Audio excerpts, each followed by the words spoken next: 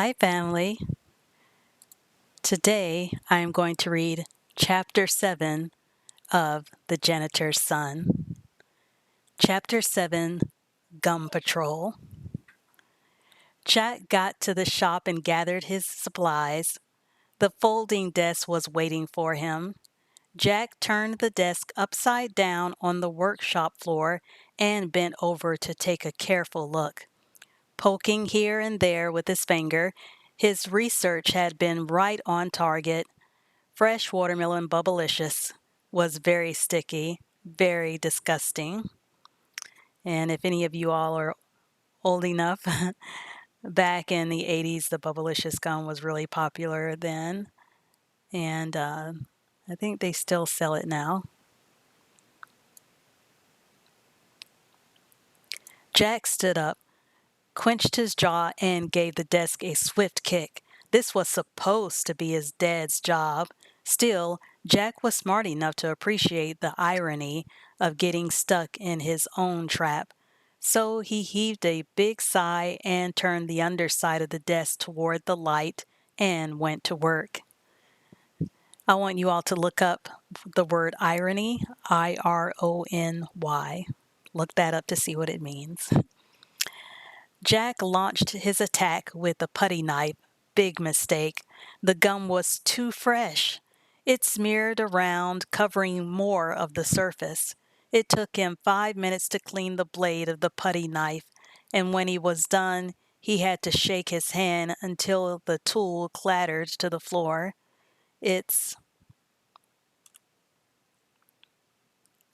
Okay. When you're on this website, if you see that, click right here where it says borrow for 1 hour.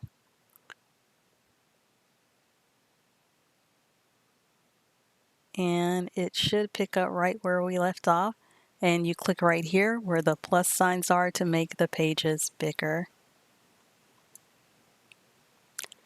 Black plastic handle fouled with crimson.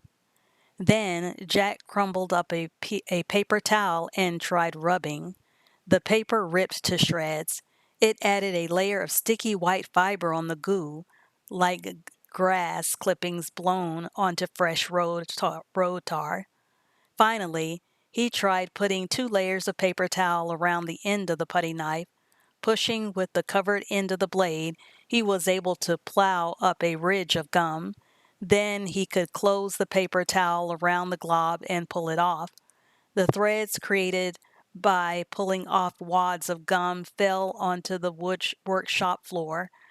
The mess kept spreading to a wider and wider area. So it looks like he's making a bigger mess.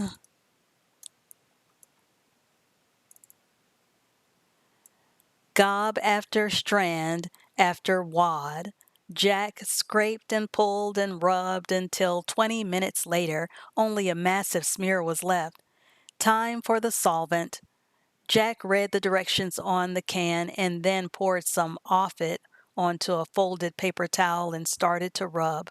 The gum dissolved as if by magic, staining the paper towel crimson, but leaving a clean surface behind. Inch by inch, Jack rubbed and rubbed until the job was done. The desk was no longer sticky, gooey, or smelly, but Jack was another story. There was gum on the front and back of both hands, and bits of paper towel were stuck between his fingers. There were thin strands of gum crisscrossing his shoes and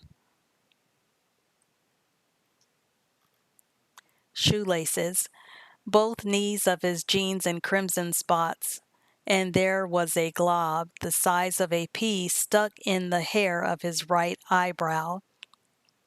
Carefully reading the off-it label again, Jack made sure it was safe to use the solvent on himself.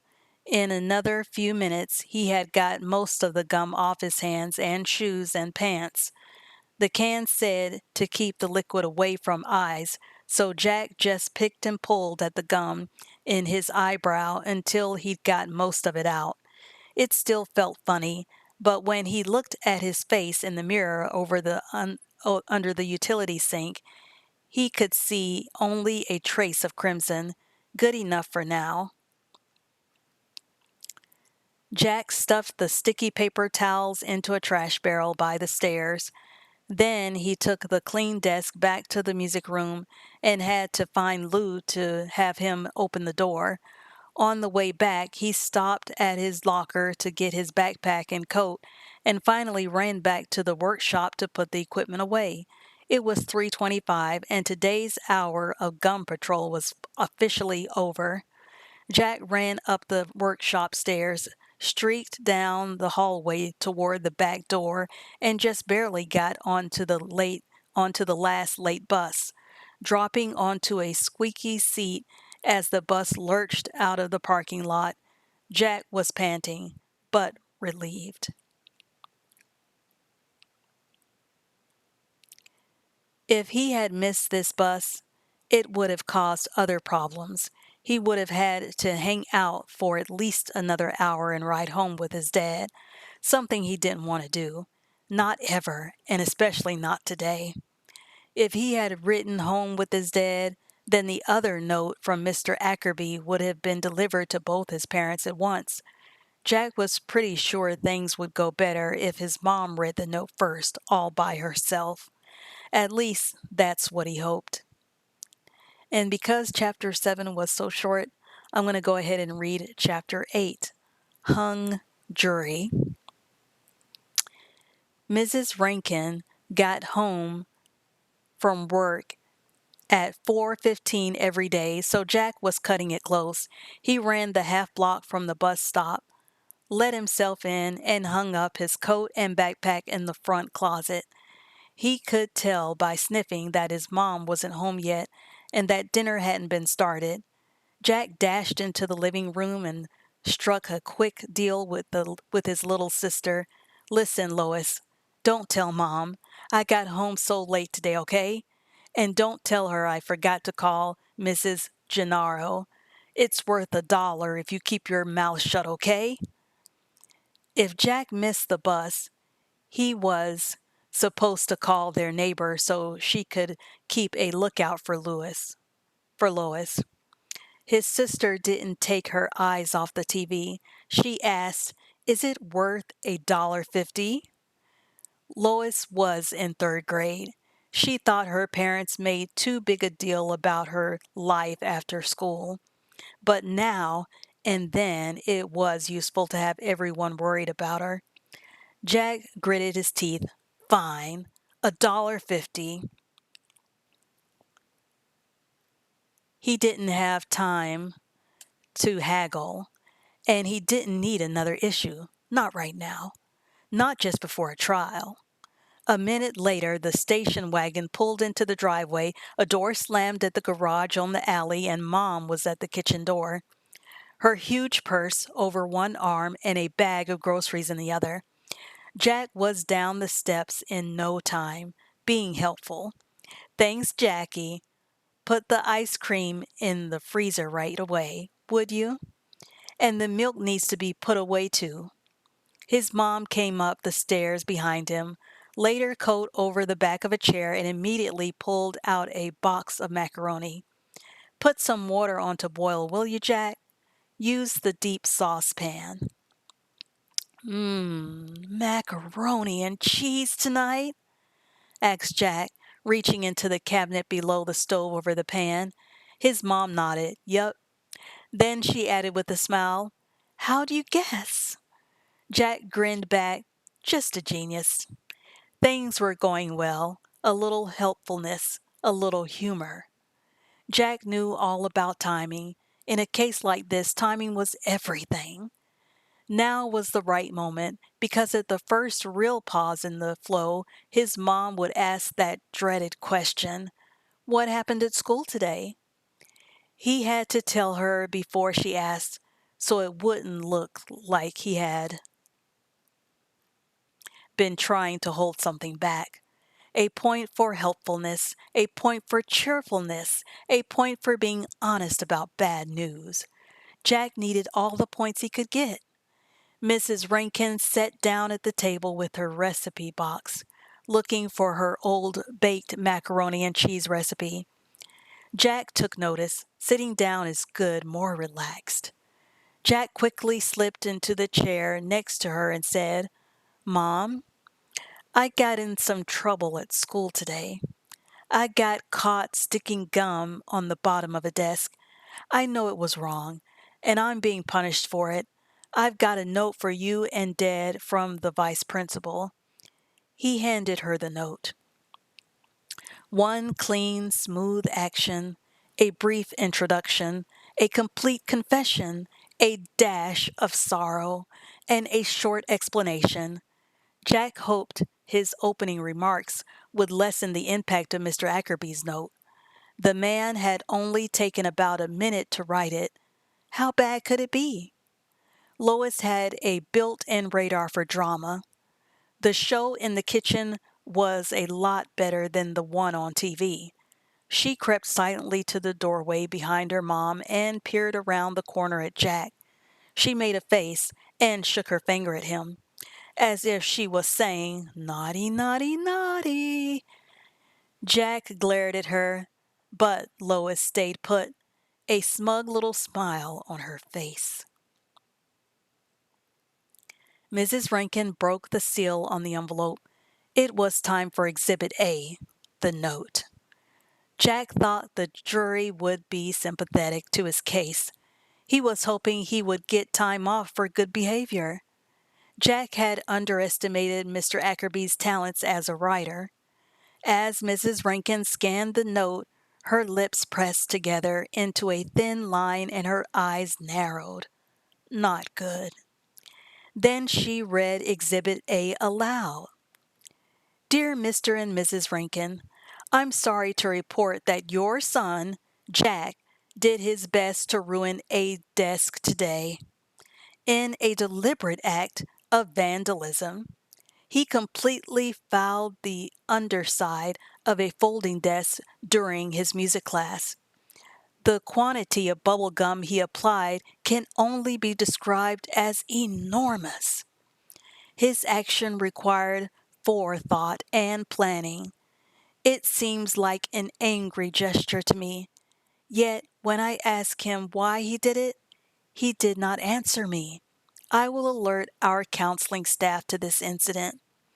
In the meantime, Jack will be required to stay after school 1 hour each day for the next 3 weeks. He will be helping our custodial staff clean gum off furniture throughout the school." Wow, that's some note. There's no way that Jack can deny or say that he didn't do any of these things because Mr. Ackerby is very detailed in this note. I think this is going to get him in big trouble with his mom. Okay, and I want you to look up some of the words today: deliberate and vandalism and enormous. Look up those words as the words of the day. Please call if you wish to discuss this matter further. Sincerely, Mr. Ronald Ackerby, Vice President, Huntington Middle School. Helen Rankin did not explode. It took some doing, but she was too smart to get angry. Not about this. Anger would be the wrong response. Helen wasn't angry because she knew something that Mr. Ackerby didn't, at least not yet. She knew that the custodial staff was headed up by Jack's dad, John Rankin. She also knew her son. She knew this stunt was not about destroying property. She knew Jack hadn't done this just for kicks. There was something else going on. Helen Rankin had seen this coming, and here it was. Jack was trying to get some clues from his mom's face after she'd read the note out loud. It was a tough call. Angry? Not quite. Sad? Yes. There was some sadness, but there was a whole bunch of other stuff going on that Jack couldn't pin down. He couldn't tell what was going to happen. Helen Rankin spoke quietly, and all she said was, "Jack, I'm going to have to talk to your dad about this. You should go to your room and do homework until I call you for dinner." Lois vanished from the doorway. Jack said, Okay, Mom. He pushed his hair back from the table, stood up, and walked out to the front closet to get his backpack. It was the old go wait in your room situation, no decision, a hung jury. He headed up the stairs. And I think a hung jury is when there's no decision made. So Jack is kind of wondering, is he going to get punished or not? I think he's going to be worried. As Jack passed Lois's room, she opened her door 6 inches, smiled sweetly, and stuck out her hand. Jack thought, here I am, waiting on death row, and she wants her stinking $1.50. But there was something on Lois's palm. She batted her eyelashes, nodded down at her hand, and whispered, Hey, Jack, want a piece of gum? Lois got the door shut and locked just in time. Jack put his face next to the door and hissed, You are dead meat, funny girl. Lois giggled and said, I think I shall need $2. Yes, $2 will be enough for now, but no coins. Nice, crisp bills, please. Jack kicked the bottom of her door and went down the hallway to his cell. I like the way the author is describing that he's relating Jack to somebody that's on death row or somebody that's in prison, somebody that's in their cell. So like when you were young and your parents sent you to your room when you got in trouble at school, it did kind of feel like you were in a jail cell because you were in like isolation, like you just doing time in a jail cell. Okay. And I think I'm going to stop there. We did 2 chapters today. That was pretty fast. I am so enjoying this book, and I cannot wait to see what's going to happen in chapter 9, boy territory. I thank you all for watching. If you haven't already, please click like and subscribe. Click the bell notification to be informed of future videos. And I can't wait to see you all in the next one, Lord willing. Thank you for watching, and I'll see you next time. Oh boy, this pop-up had to come up. I'll see you next time. And a second pop-up. Bye.